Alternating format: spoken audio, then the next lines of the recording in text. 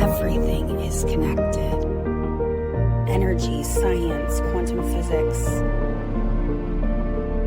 This beautiful practice of being rooted in the frequency of love, light, and unity. We are inviting the collective consciousness to awaken and ascend.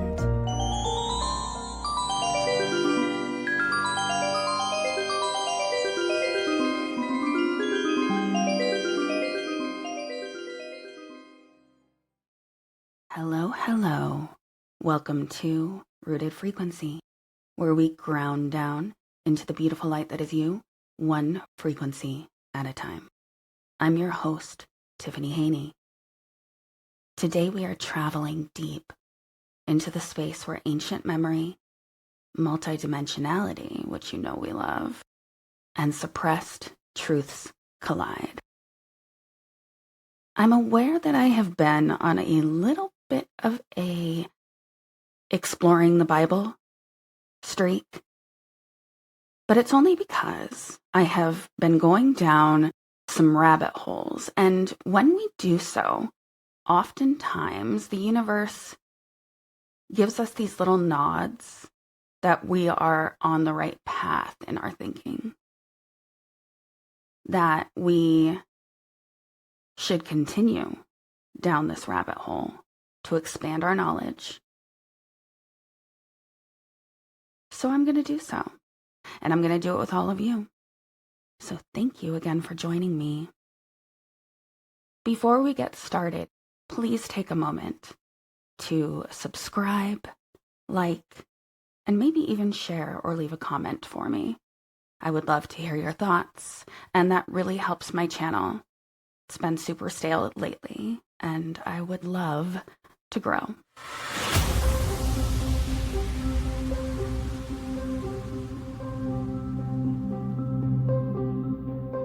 You have probably heard the story of the Tower of Babel, a tale from Genesis about a unified humanity, one language, and a tower that reached the heavens until it was shattered, scattered, and divided.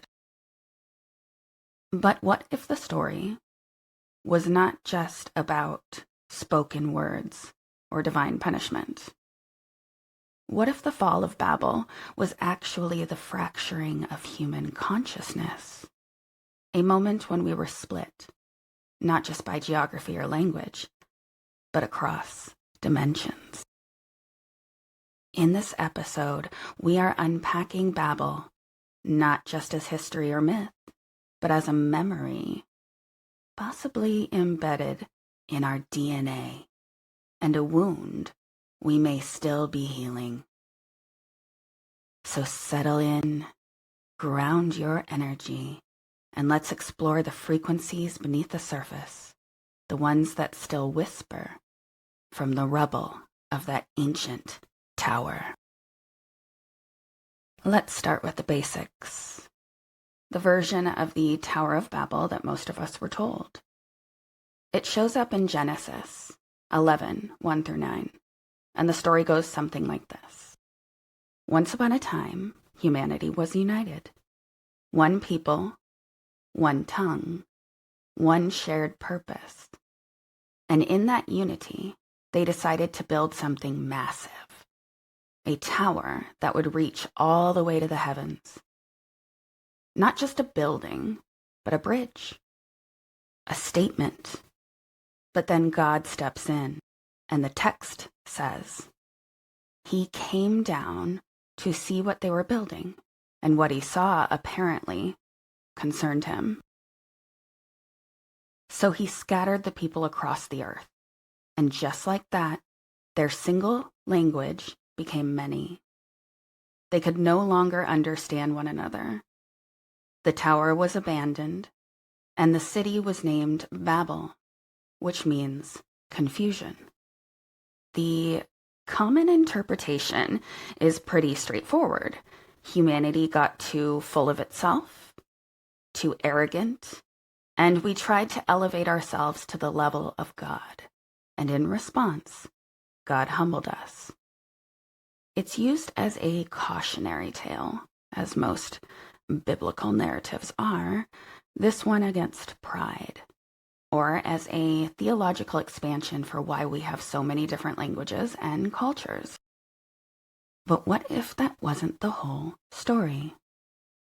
What if it wasn't about pride, but about potential? What if this was less about punishment and more of a severing, a spiritual rapture that we've been trying to repair ever since? Because was it really just about language? Or was, quote unquote, language being used as a powerful symbol for something much deeper, more energetic, and more powerful? First, I want to talk about this angle that I've been sitting with, one that doesn't get talked about much in church or in textbooks. What if the story isn't about arrogance, but about proximity, about access? Humanity getting too close to something or someone we weren't supposed to touch. Think about it. In Genesis, humanity has a much closer relationship to the divine than we do now, at least according to text. Adam and Eve walked with God in the garden. Cain had direct conversations with the Creator. Even after the flood, people were still living for hundreds of years, receiving visitations from angels and building monuments aligned with celestial knowledge. So what if, at the time of Babel, humanity could literally see into higher realms? What if heaven wasn't just up there in the sky in some sort of abstract way, but if it was right there, right here, really, accessible, visible, and interactive? The Tower of Babel, in this case, may have not been a skyscraper, but a Stargate, a portal, not a building, a multidimensional construct, something built with ancient geometry and sacred sound, a literal portal designed to pierce the veil, to reach, access, or even enter the realm of the gods. Enter the realm of God. Now, from that perspective, you can feel the tension shift. It's not just about pride. It's about boundary pushing, trespassing, an attempt by humanity to bridge the gap before we were energetically prepared or given permission. And maybe, just maybe, that's what provoked divine response. So here's the hypothesis. Could it be that the firmament, that mysterious barrier described in Genesis, was not created at the very beginning, but was reinforced or put in place after Babel to enforce separation, to seal off the realms, keeping the divine inaccessible and prevent another breach? Genesis 1, 6-8 talks about the firmament, dividing the waters above from the waters below. But what if the activation or locking in of that barrier happened later, as a response to humanity's boldness at Babel? Not a punishment for arrogance, but a containment protocol. Basically a dimensional quarantine. This was to preserve what was sacred, to stop humanity from re-entering heaven through sheer will, or even worse, through stolen knowledge. And here's where it gets even wilder when I start to spiral down this rabbit hole. If people were trying to reach the heavens, who exactly were they trying to reach? Was it the God spoke of in Genesis? Or were there multiple beings, gods, plural, visible, accessible, and possibly even interacting with humanity? We see echoes of this in ancient Sumerian and Babylonian texts, where towers, temples, and portals were built to connect with the gods of the sky. And not in metaphor, but in literal encounter. Maybe humanity wasn't trying to be God. Maybe we were trying to go back home. To return to the place we remembered, the space between worlds, the garden, the stars, that inner chamber where the veil hadn't yet fallen. And maybe that sacred longing, that multidimensional reach, was what made the divine realms put up the gates, not as punishment, but as a pause. A protective seal until we were ready to hold the frequency that we once could and we were meant to work up to. To tie this in, I'm going to circle back and bring it to that language aspect. Because what we lost at Babel wasn't just words, it was resonance. If everyone spoke the same tongue, they weren't just sharing vocabulary, they were sharing understanding, a unified mental field, a living frequency that connected mind, body, soul, and source. Think of it. It's exactly what we tap into when we are in a higher frequency, when we are in meditation. Babel may have represented not just a shared dialect, but a shared consciousness. Imagine humanity before the fall of Babel, communicating telepathically, heart space to heart space, maybe even accessing creation itself through sound, frequency, and tone. That kind of language doesn't come from the throat. It comes from source, from code, from the blueprint of being.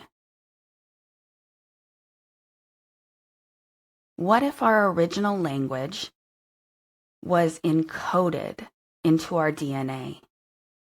And this unified code allowed us to live in interdimensional harmony, to travel across realms, connect with the divine, even build towers or portals to the stars, not just physically, but vibrationally.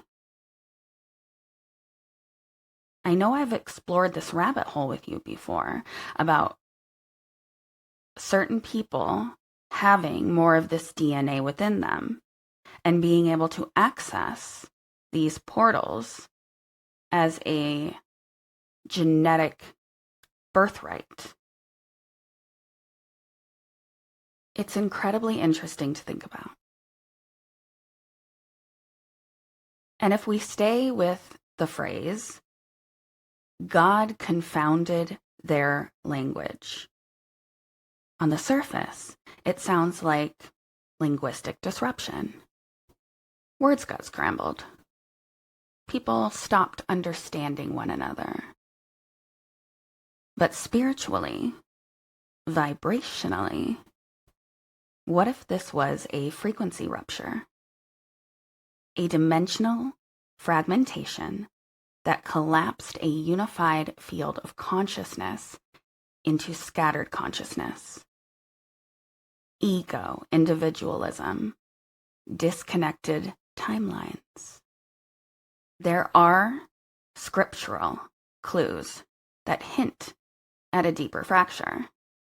Genesis 11, 6-7 says, "Behold, they are one people, and they all have one language.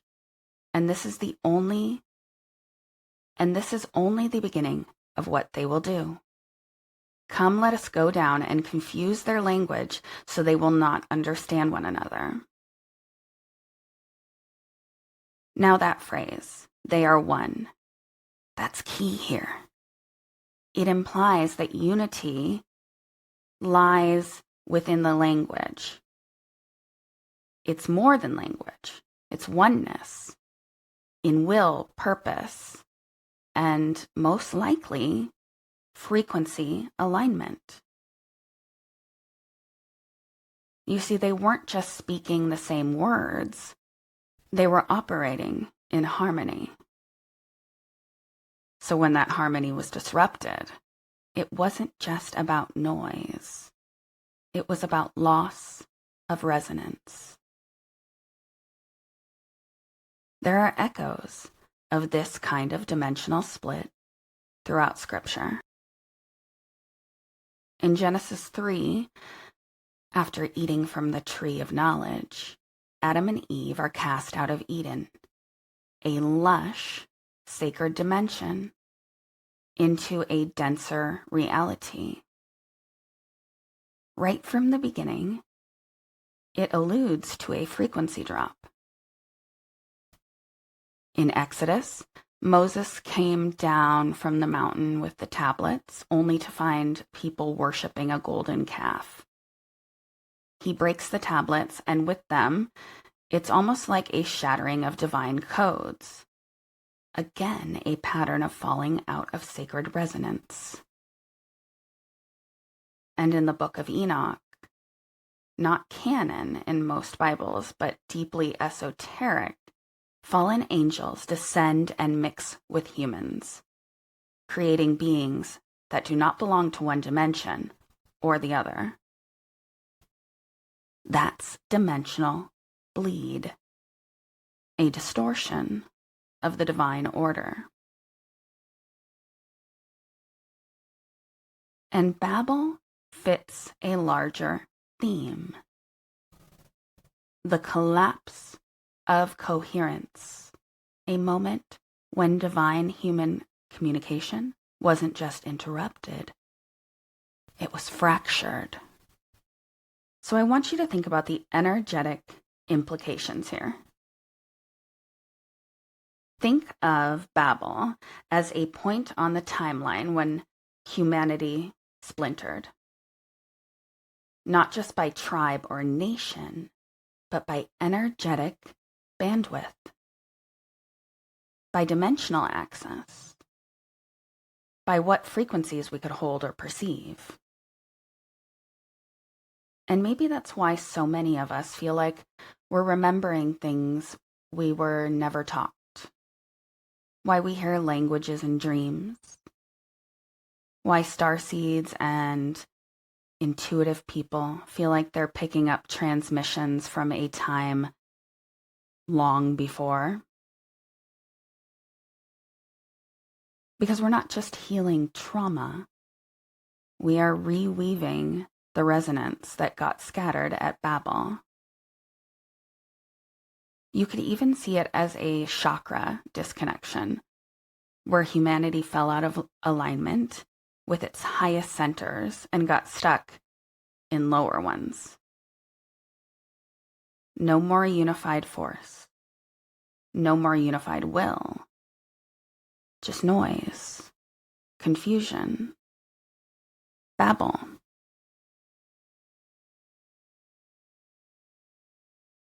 So what exactly did we lose at Babel?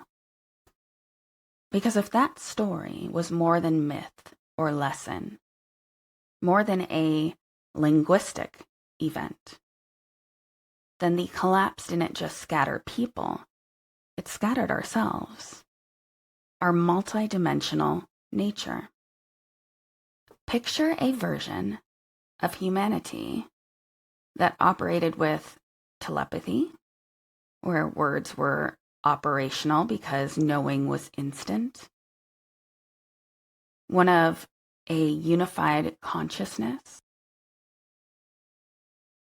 this deeply woven connection, and also an innate spiritual power, not something that we sought outside of ourselves, but something that was encoded in us from the very beginning. A world where people lived in direct communication with higher realms, not metaphorically, but literally. We're seeing angels walking between planes and co-creating with divine intelligence wasn't rare, it was the norm. This wasn't magical thinking. This was the original design. Our divine technology, our operating system, before the fragmentation. And then the collapse, the split. Suddenly we are fractured, cut off, and our world is marked by division,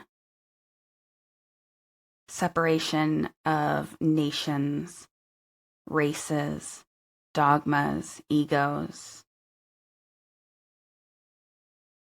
And doesn't it seem like this agenda is so pressed upon us today to continue to push and encourage division amongst us? This world is marked by distortion, a inaccurate memory of sacred knowledge and who we are, forgetfulness, forgetting our origin, our wholeness, our purpose. We are born into a system where doubt is normal and spiritual amnesia is to be expected. Our divine blueprint suppressed, muted, hidden beneath trauma, doctrine, and density. So I'll ask you again, was Babel a vibrational fracture that we've spent lifetimes healing from? Because look around. We're still living in the shadow of Babel. Still building towers. Digital ones, technological ones, trying desperately to reconnect. But despite our attempt at connection, the same patterns emerge. Too much noise, not enough resonance. Too much speech, not enough understanding. Our current disconnection from each other, from source, from the divine, from earth, may be the long tail of that original break. And if that's true, then our task isn't to rebuild Babel. It's to reintegrate the code, to restore divine frequency, to remember who we were before the split.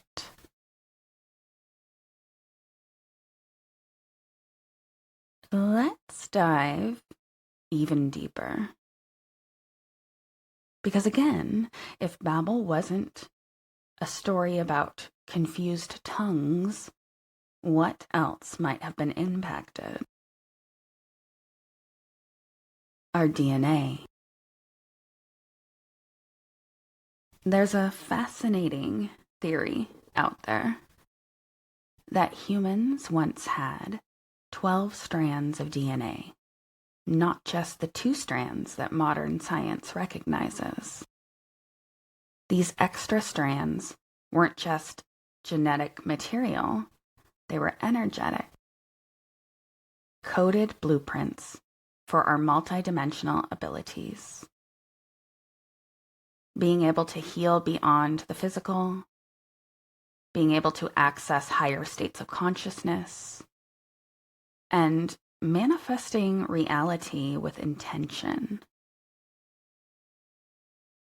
But somewhere along the way, perhaps at Babel, many of those strands went dormant or lie within us, suppressed. And doesn't it seem like everything in our world is trying to suppress something? Maybe it helps the darker agenda to suppress this higher dimensional DNA. And how would they do that? Well, keep us in a state of struggle, discontentment, putting so many additives in the food, disease, poverty, fear. It's always a battle of light versus dark agenda.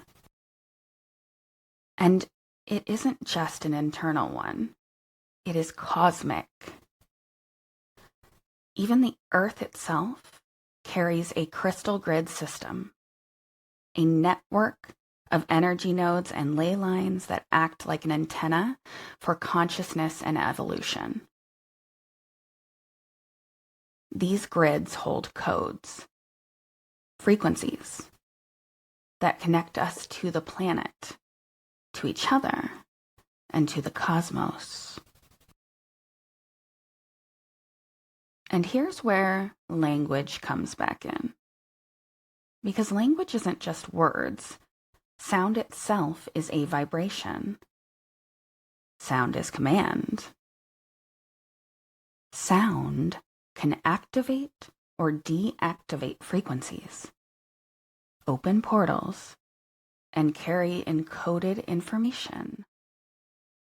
It does seem like there had to have been more to this than just a scrambling of speech, disrupting the activation of our DNA strands, scattering the energy grids and fracturing collective access to the Akashic records. Were we scattered in a way that went far beyond geography, beyond nations and continents? Maybe we were scattered interdimensionally, across timelines, realities, and frequencies, cut off from remembering who we are and where we come from on a cosmic scale. And it's this scattered state that many of us feel is a call to home, a remembrance. We feel it deep within our soul, this longing. It's like a pull to reclaim lost codes, to awaken our dormant strands and realign with the Earth's sacred grid.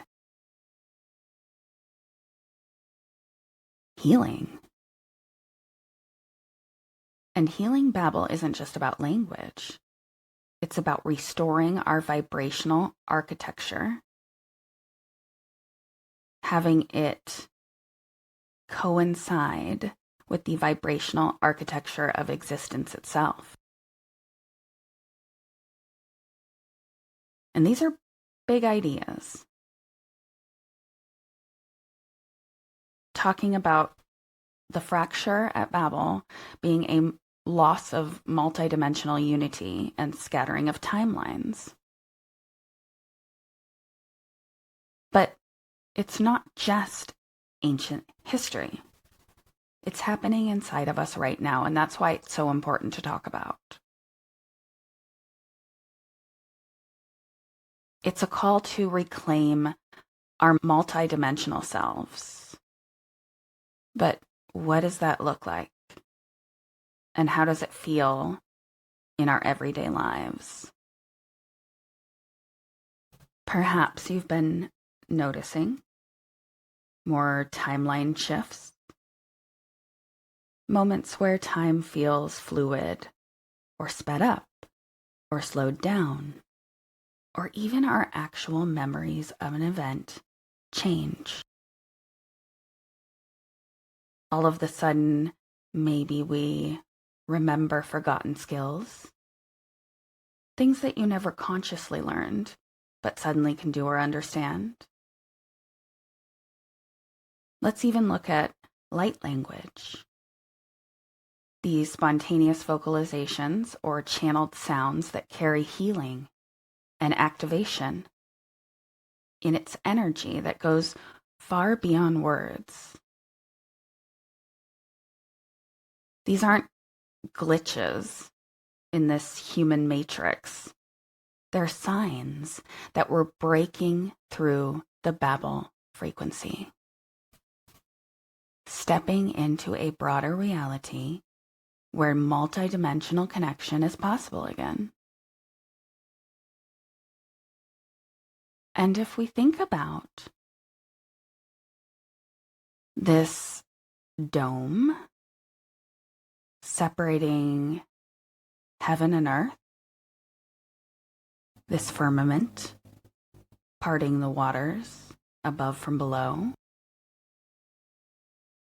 wouldn't it make sense that this barrier is almost like a vibrational check-in from the divine realm itself? Meaning that it was put in place and you could still see through it. Like when we talk about how the veil is thinning, right? So there were definitely blurred lines between dimensions, dimensional beings, timelines, realms. And then when we were scattered, our vibration lowered.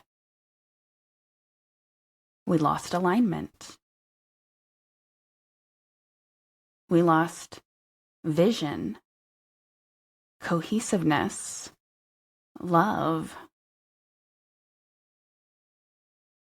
and the immediate connection to the divine. It's like we are supposed to work for it now. And if you are like me, and you have your finger on the pulse of all of the things happening in the world lately, we often will hear people say that the veil is thinning. And that is why our abilities are becoming more powerful. Why there is more odd things happening with timelines and how we remember prior events. There's even been multiple sightings of odd things in the sky. People will say portals opening up, different things. What if, as we all evolve, and as a collective, our frequency rises, what if that is the key? What if our resonance, when it reaches a certain level, this firmament will simply fall away? Everything that we know to be will be visible. We will be able to see the light and the dark. We will be able to see the connection to others and literally see into other realms. Perhaps alien sightings are us in other realms, and they raised their vibration and were able to see into our dimensional reality. At some point, we will be able to reconnect to all of our dimensional selves. Because everything always comes down to frequency. When we talk about the collapsing of timelines, it seems like we are absorbing timelines. So if we were scattered, and as our frequency rises, wouldn't it make sense that we would pick up the scattered pieces? That these timelines would collapse into one? That we would feel more whole, more connected, and also feel at the same time an emptiness. Because I don't know about you, but the more I evolve, the harder emotional aspects become for me. That I notice that I am far more impacted by others' energy. I feel the need to retreat and be a hermit for a little bit. I think that this is us working on this energy, keeping our energy safe. Because if we were to just suddenly have this original resonance within us, this frequency, I don't think that our human form could survive it. It's a process of evolution, spiritual evolution. I would love to hear what all of you think about this, because I feel like every rabbit hole I go down puts another piece of the puzzle together for me. This just makes sense. It resonates. And I think we need to have more of these conversations, because as our frequency rises, we need to become more real, which is not easy in this world. It's definitely a journey that can bring on deep loneliness, because you feel out of sync with those that are still operating around you in this fragmented system. You might even feel like your reality is glitching, like the world isn't as solid or predictable as it once seemed. And yeah, feeling too much, being too sensitive, too aware, too awake. And that can be exhausting. All of this emotional intensity is part of the process of integrating lost parts of yourself. We are collecting these fractured pieces and healing this fractured energy piece by piece. That beautiful light that is you, one frequency at a time. So I do think that that is where my personal journey is taking me. Putting these puzzle pieces together, sharing them with you, and hopefully opening up some suppressed energy within you that also puts together the pieces for your personal story and your ascension. Because this personal journey is also a collective process. This ascension isn't just about individually feeling light and bliss. It's about remembering our one voice, the original frequency before Babel. The unified mental field where all souls spoke in harmony. And as more of us reclaim these multidimensional gifts, yes, the veil continues to thin. Also, the grid realigns. And our collective memory wakes up. This long-lost language of unity begins to return, not as words on a page, but as resonance in our hearts, in our divine being. This is a frequency that directly calls us back home.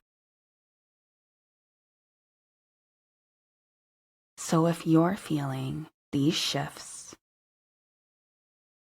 you're not alone.